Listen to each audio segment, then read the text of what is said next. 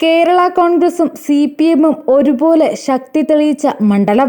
മതസാമുദായിക സംഘടനകൾക്ക് വലിയ സ്വാധീനമുള്ള മണ്ഡലം. അതിലുപരി രണ്ട് കേരള കോൺഗ്രസുകാർ നേരിട്ട് അംഗം വെട്ടുന്ന മണ്ഡലം. ഇരു സ്ഥാനാർത്ഥികളും ഒരുമിച്ച് പ്രവർത്തിച്ചവർ. പോസ്റ്റർ ഒട്ടിച്ചും ചുവരെഴുത്ത് നടത്തിയും ഒരുമിച്ച് നിന്ന അണികൾ. അടുത്ത കാലം വരെ ഒരുമിച്ച് ഊണ് കഴിച്ചും ചായ കുടിച്ചും തമാശ പറഞ്ഞു നടന്ന അണികൾക്ക് പെട്ടെന്നൊരു സുപ്രഭാതത്തിൽ രണ്ടാകേണ്ടി വന്നു. അവിടെയാണ് കോട്ടയം എന്ന ലോക്സഭാ മണ്ഡലത്തിന്റെ പ്രസക്തിയേറുന്നത്. അണികൾ ആരോട് കൂറു കാണിക്കുമെന്നതിനെ ആശ്രയിച്ചിരിക്കും കോട്ടയത്തിന്റെ ഭാവി. പിളർപ്പ് രാഷ്ട്രീയത്തിന്റെയും വളർച്ചയുടെയും തളർച്ചയുടെയും മൂകസാക്ഷിയായ അക്ഷരനഗരിയിൽ ഇക്കുറി നേർക്കുനേർ വരുന്നത് സഹോദരന്മാരെ പോലെ കഴിഞ്ഞ തോമസ് ചാഴിക്കാടനും ഫ്രാൻസിസ് ജോർജുമാണ്. പിതാവ് KM മാണിയുടെ നിര്യാണത്തെ തുടർന്ന് കേരള കോൺഗ്രസ് MLA അതികായകനായി മാറിയ ജോസ് കെ മാണി ഇടതുപക്ഷത്തിനു വേണ്ടി കോട്ടയത്തിറങ്ങുമെന്ന് പ്രതീക്ഷിച്ചെങ്കിലും തോമസ് ചാഴിക്കാടന് വീണ്ടും അവസരം നൽകിയതിലൂടെ കോട്ടയം കടക്കുക അത്ര എളുപ്പമല്ലെന്ന സൂചനയാണ് പുറത്തു വരുന്നത്. മറുവശത്താകട്ടെ സമ്മർദ്ദത്തിലൊടുവിലാണെങ്കിലും UDF നൽകിയ സീറ്റ് കേരള കോൺഗ്രസ് സ്ഥാപകരിൽ ഒരാളായ KM ജോർജിന്റെ മകൻ ഫ്രാൻസിസ് ജോർജിന്റെ മാസ് എൻട്രിയോടെ UDF-നെയും ഞെട്ടിച്ചിരിക്കുകയാണ് PK Joseph. Party working chairman PC Thomas സീറ്റിനായി മുറവിളി കൂട്ടിയെങ്കിലും ജയിച്ചു കയറിയാൽ പാർട്ടി PC തോമസിന്റെ കൈക്കുള്ളിലാകുമെന്ന് മനസ്സിലാക്കിയാവണം ഫ്രാൻസിസ് ജോർജിനെ ഇറക്കാൻ PJ ജോസഫ് തീരുമാനിച്ചത്.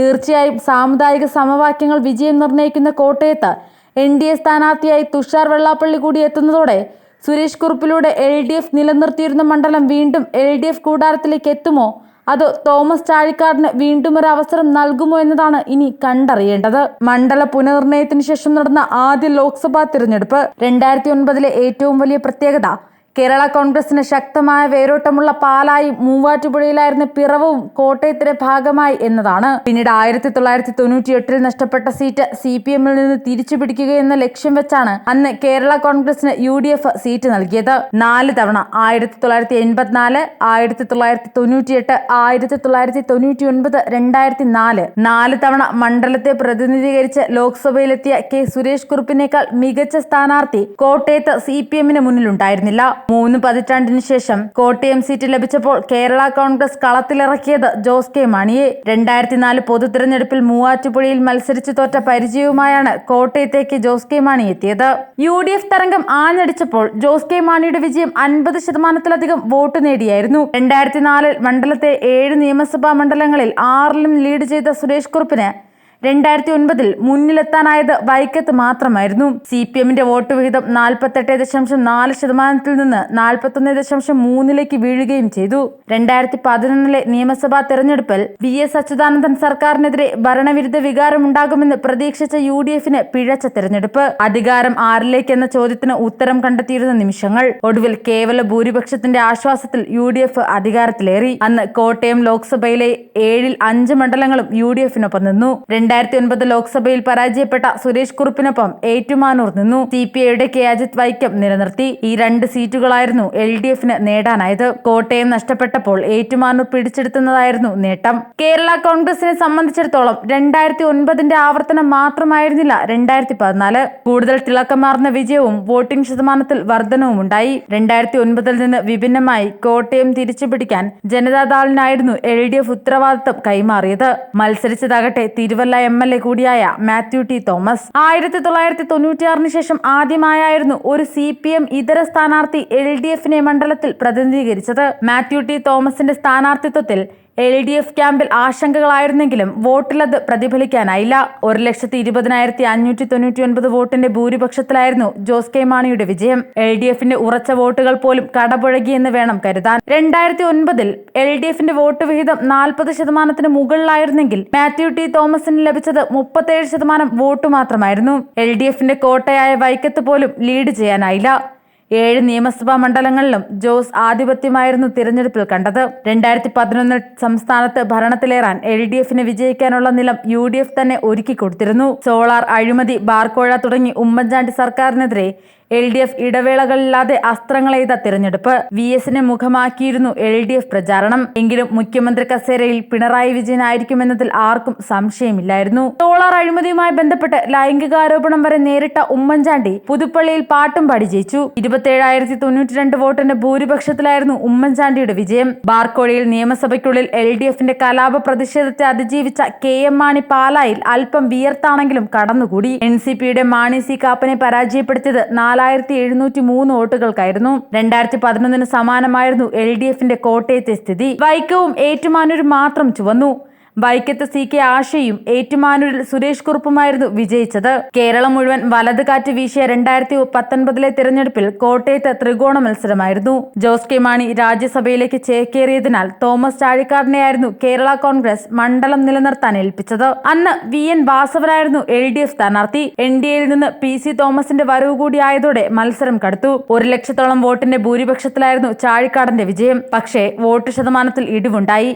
2014 51% നിന്ന് 46.6 വീണു. CPMന് ലഭിച്ചത് 34.9% വോട്ട്. PC തോമസ് 1.5 ലക്ഷത്തിലധികം വോട്ട് നേടിയതാണ് കേരള കോൺഗ്രസ് എമ്മിന്റെ വോട്ട് വിഹിതം കുറയാനുള്ള കാരണമായി വിലയിരുത്തപ്പെട്ടത്. പിന്നീട് കേരള കോൺഗ്രസ് എന്ന പിളർപ്പിന്റെ രാഷ്ട്രീയത്തിന് ഒന്നുകൂടി കേരളം സാക്ഷിയായി. 2019 ഏപ്രിലിൽ മാണിയുടെ മരണത്തിന് പിന്നാലെ തന്നെ കേരള കോൺഗ്രസ് M ചെയർമാൻ സ്ഥാനത്തിനായുള്ള നീക്കങ്ങൾ ആരംഭിച്ചു. പാർട്ടിയിലെ മുതിർന്ന നേതാവെന്ന നിലയിൽ തനിക്ക് അവകാശപ്പെട്ടതാണ് ചെയർമാൻ സ്ഥാനമെന്ന നിലപാടായിരുന്നു PJ ജോസഫ് സ്വീകരിച്ചത്. മറുവശത്ത് ജോസ് കെ മാണി അതിവേഗം കരുക്കൾ നീക്കി. കോട്ടയത്ത് നടന്ന സംസ്ഥാന കമ്മിറ്റി മീറ്റിംഗിൽ ജോസ് കെ മാണിയെ ചെയർമാനായി തിരഞ്ഞെടുത്തു. ജോസഫ് പക്ഷത്തിന്റെ എതിർപ്പ് മാത്രമല്ല അസാന്നിധ്യവും അവഗണിച്ചായിരുന്നു ജോസ് കെ മാണിയുടെ സ്ഥാനാരോഹണം. ജോസ് പക്ഷത്തിന്റെ നീക്കത്തെ അപലപിച്ച ജോസഫ് പാർട്ടി ഭരണഘടനയ്ക്ക് വിഭിന്നമായ നടപടികളാണ് സ്വീകരിച്ചതെന്ന ആരോപണവും ഉയർത്തി. തർക്കം രൂക്ഷമാകുകയും പിന്നീട് വർക്കിംഗ് ചെയർമാനായ PJ ജോസഫിനെ party general secretary Joy Abraham പ്രഖ്യാപിക്കുകയായിരുന്നു. പാല നിയമസഭാ ഉപതെരഞ്ഞെടുപ്പിൽ ജോസ് കെ മാണിയുടെ സ്ഥാനാർത്ഥിയായ ജോസ് ടോം പുലിക്കുന്നേലിന് പാർട്ടി ചിഹ്നം അനുവദിക്കാൻ ജോസഫ് തയ്യാറായില്ല. സ്വതന്ത്ര സ്ഥാനാർത്ഥിയായി പൈനാപ്പിൾ ചിഹ്നത്തിൽ മത്സരിച്ച ജോസ് ടോം മാണി സി കാപ്പനോട് പരാജയപ്പെടുകയും ചെയ്തു. തെരഞ്ഞെടുപ്പിലെ തോൽവിയുടെ ആഘാതം വർദ്ധിപ്പിച്ചതായിരുന്നു കട്ടപ്പന സബ് കോടതിയുടെ വിധി. അധികാര തർക്ക കേസിൽ ജോസഫ് വിഭാഗത്തിന്റെ പരാതിയിൽ ജോസ് കെ മാണി കേരള കോൺഗ്രസിന്റെ ചെയർമാനല്ലെന്ന് കോടതി വിധിച്ചു. ജോസ് ടോമിന്റെ തോൽവി UDFൽ തന്നെ വലിയ ചലനങ്ങൾക്ക് കാരണമായി. ജോസഫ് പക്ഷവും UDFും ഒപ്പം നിന്നില്ലെന്ന ഗുരുതര ആരോപണം മാണി വിഭാഗം ഉന്നയിച്ചു. ജോസിനെ അനുനയിപ്പിക്കാൻ UDFലെ തലമുതിർന്ന നേതാക്കളുടെ തന്ത്രങ്ങൾക്ക് കഴിഞ്ഞില്ല. ഒടുവിൽ LDF തുറന്ന വാതിൽ ജോസ് പക്ഷം സ്വീകരിച്ചു. വൈരാഗ്യം മറന്ന് ഇരു കൈയും നീട്ടി ജോസിനെ AKG സെന്റർ വരവേറ്റു. മാണി വിഭാഗത്തിന്റെ അധികാര തർക്കത്തിൽ തിരഞ്ഞെടുപ്പ് കമ്മീഷന്റെ ഇടപെടൽ ോടെ കാര്യങ്ങൾ കലങ്ങി തെളിഞ്ഞു. 2 ചിഹ്നം ജോസ് കെ മാണി പക്ഷത്തിന് അവകാശപ്പെട്ടതാണെന്ന് തിരഞ്ഞെടുപ്പ് കമ്മീഷൻ പ്രഖ്യാപിച്ചു. കമ്മീഷന്റെ തീരുമാനത്തിൽ ഇടപെടാനാകില്ലെന്ന് ഹൈക്കോടതിയും സുപ്രീം കോടതിയും വ്യക്തമാക്കി. 2021 നിയമസഭാ തിരഞ്ഞെടുപ്പിന് മുന്നോടിയായിരുന്നു ഇത്.